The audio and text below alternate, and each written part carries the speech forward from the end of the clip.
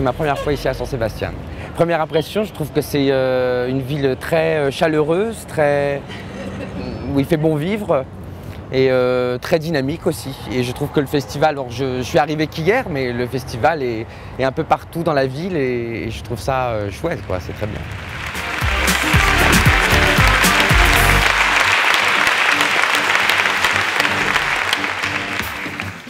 Buenas tardes.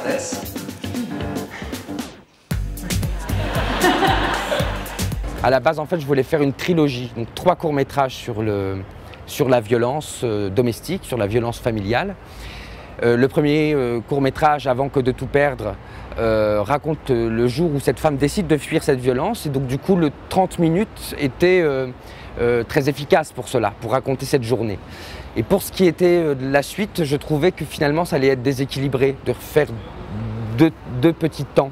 Et je voulais quelque chose qui se déploie plus longuement. Donc c'est pour ça que les 2 autres courts, j'en ai fait un long métrage tout simplement. Mais c'est la suite de mon projet qui à la base existait depuis 7 ans quand j'ai commencé à écrire.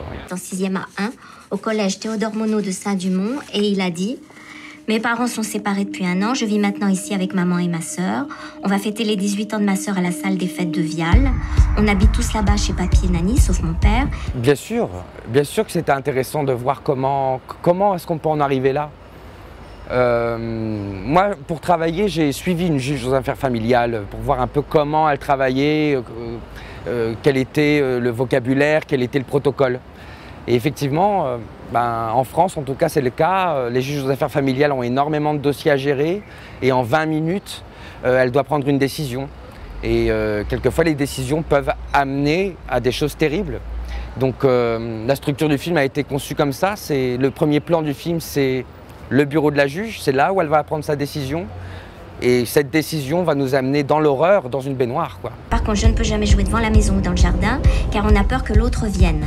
Papy se met à crier quand il le voit et c'est pas bon pour sa santé. Oui, bien sûr qu'il y avait une sorte de fil sur lequel il fallait évoluer petit à petit sans perdre l'équilibre.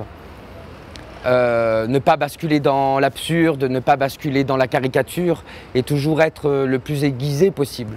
Donc, oui, il était important avec un sujet pareil et de la façon dont je voulais en parler d'être tranchant et de ne pas perdre cette perspective, c'est-à-dire d'aller droit au but, quoi. Donc oui, il a fallu veiller à ne jamais dépasser ses limites, quoi.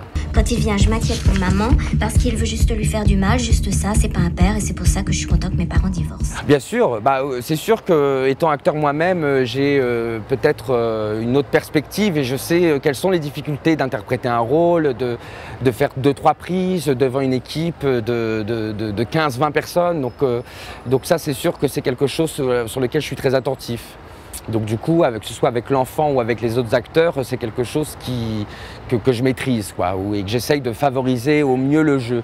C'est-à-dire que je me prépare énormément avant le tournage pour que sur le tournage, je ne m'occupe que du jeu des acteurs.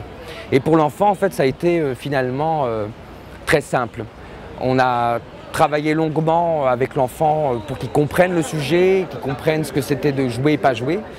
Mais après, sur le tournage, j'ai travaillé avec lui comme si c'était un acteur, finalement.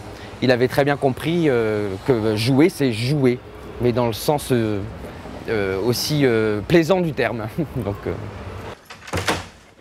J'ai l'impression que vos enfants sont remontés contre vous, monsieur. Vous pouvez expliquer ça?